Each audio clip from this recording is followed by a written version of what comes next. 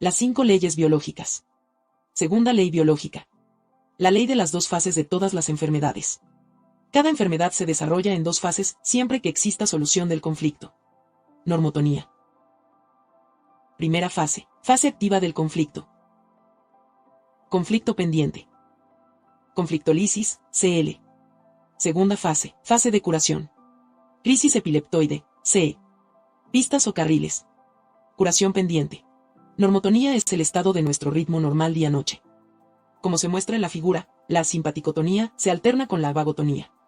Los términos se refieren a nuestro sistema nervioso autónomo, SNA, el cual controla las funciones vegetativas tales como el ritmo cardíaco o la digestión. Durante el día nuestro organismo se encuentra en un tono de estrés simpático-tónico, lucha o huida, mientras en el sueño se encuentra en un tono de descanso vagotónico, descanso y digestión. La fase activa del conflicto, fase CA. Nivel psíquico. La fase activa del conflicto es experimentada como estrés emocional y ocupación mental constante sobre el conflicto. Nivel vegetativo. Durante la fase activa del conflicto el sistema nervioso se encuentra en simpaticotonía constante. Insomnio, falta de apetito, pérdida de peso, ritmo cardíaco acelerado, presión sanguínea elevada, disminución del azúcar en la sangre o náusea. A esta fase se le llama también fase fría, porque durante el estrés hay manos y pies fríos, temblores, escalofríos, piel y sudores fríos. Desde un punto de vista biológico, el tono de estrés prolongado, particularmente las horas extras en vigilia y la preocupación por el conflicto, genera condiciones ideales para resolverlo. Nivel cerebral. La lesión en el cerebro o foco de Hammer aparece en un escáner cerebral como un grupo de anillos objetivos definidos. Nivel del órgano. Los órganos dirigidos por el cerebro antiguo, tallo cerebral y cerebelo, tales como el colon, los pulmones, el hígado o las glándulas mamarias muestran multiplicación celular, crecimiento tumoral. Los órganos que son dirigidos desde el cerebro, médula cerebral y corteza cerebral, tales como los huesos, los nódulos linfáticos, los bronquios o el cérvix, muestran decremento celular en forma de osteolisis, necrosis o ulceración. La fase activa del conflicto es experimentada como estrés emocional y ocupación mental constante sobre el conflicto. Si no hay solución del conflicto, el individuo permanece en la primera fase de estrés activa de conflicto. Si la actividad del conflicto es muy intensa y dura un periodo muy prolongado de tiempo, la condición puede ser mortal. Desde luego, el individuo no muere por un tumor, sino de agotamiento como resultado de perder energía, peso y sueño. Completamente estresado, el individuo se desgasta totalmente y eventualmente muere por debilidad. Conflicto pendiente. Si no somos capaces de resolver el conflicto o si no se puede alcanzar una solución viable. Ejemplo, no podemos dejar nuestro trabajo o una relación triste, tenemos la oportunidad de degradar conscientemente el conflicto, ya sea de manera intelectual, psicológica o espiritual. Degradando el conflicto disminuimos su intensidad y consecuentemente los síntomas tanto a nivel cerebral como en el órgano. Podemos vivir con dicho conflicto reducido hasta una edad avanzada, por ejemplo, con un tumor en el colon, siempre y cuando no cause ninguna obstrucción mecánica o que no esté involucrado un órgano productor de hormonas como por ejemplo la tiroides. Pero tenemos que tener en mente que transformar un conflicto en un conflicto pendiente solo puede representar una segunda mejor alternativa, porque la curación solo se puede lograr cuando el conflicto se resuelve por completo. Conflictólisis, CL. La solución del conflicto es el punto crucial que inicia la fase de curación. Curación, PCL fase A. O exudativa. Nivel psíquico. La solución del conflicto viene acompañada de un sentimiento de gran alivio. Nivel vegetativo.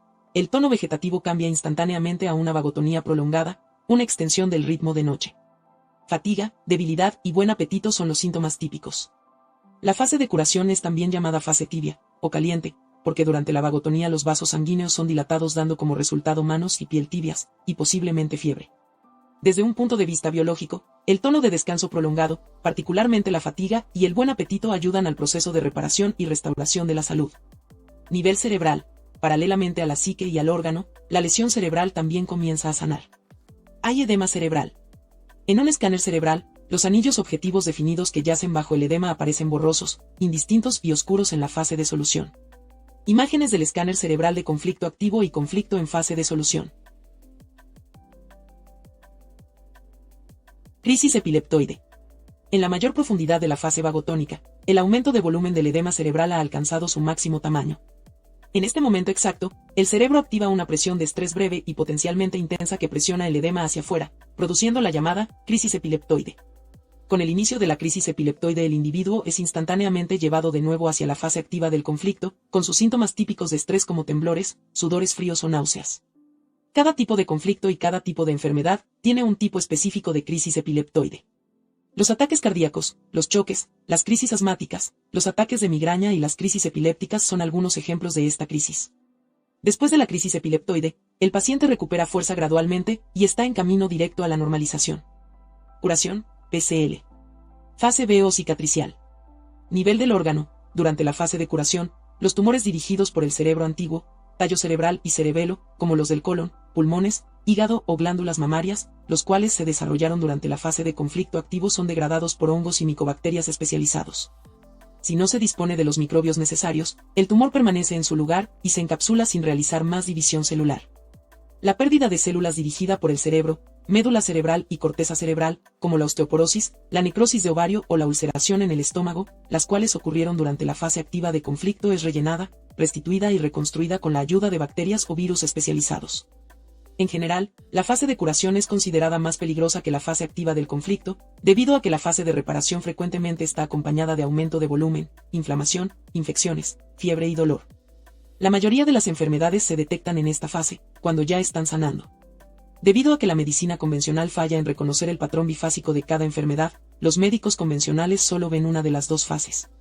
Ellos ven ya sea un paciente estresado con un tumor en crecimiento, fase activa del conflicto, sin saber que hay una fase de curación más adelante, o ven a un paciente con fiebre, infección, inflamación, descarga, dolores de cabeza u otros, fase de curación, ignorando la precedente fase activa del conflicto. Revisando solo una de las dos fases, los síntomas que pertenecen solo a una fase son vistos como una enfermedad en sí misma, por ejemplo la osteoporosis o la angina de pecho, que solo ocurren durante la fase activa de conflicto, o la artritis, el linfoma y el cáncer cervical, que solo ocurren en la fase de curación. Esta falta es particularmente trágica cuando un paciente que cursa la fase de curación es diagnosticado de un cáncer maligno. Si la medicina convencional tomara en cuenta al cerebro como el sitio desde donde se origina y se controla la enfermedad, reconocería que las dos fases son una sola enfermedad, verificable por un escáner cerebral en el que el foco de Hammer se encontraría en el mismo lugar en las dos fases, indicando si el paciente está todavía en conflicto activo. Anillos concéntricos definidos, o ya se encuentra sanando, anillos edematosos. Pistas o carriles. En el momento del choque del conflicto, DHS, la mente se encuentra en un estado de atención agudo. En ese estado, nuestro subconsciente recoge todos los componentes que rodean al conflicto, tales como sonidos, olores, gente y objetos, y los almacena hasta que el conflicto es completamente resuelto. Las huellas que quedan como consecuencia del SDH son llamadas pistas o carriles. Si estamos en la fase de curación y de repente activamos una de las pistas, ya sea por contacto directo o por asociación, el conflicto se reactiva e instantáneamente somos llevados hacia la fase activa del conflicto.